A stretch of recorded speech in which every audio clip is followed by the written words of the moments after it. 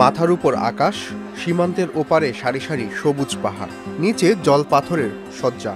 পাহাড়ের বুক চিরে নেমে আসা কুলকুল ঠান্ডা পানিতে দাপিয়ে বেড়াচ্ছেন পর্যটকেরা। সিলেটের কোম্পানীগঞ্জ উপজেলার পর্যটন কেন্দ্র সাদা পাথর মানেই এমন দৃশ্য। জল পাথরের টানে দেশের নানা প্রান্ত থেকে এখানে মানুষ ছুটে আসেন। পরিবার পরিজন নিয়ে সাদা পাথরের অমোঘ মায়াবী টানে সময় কাটান।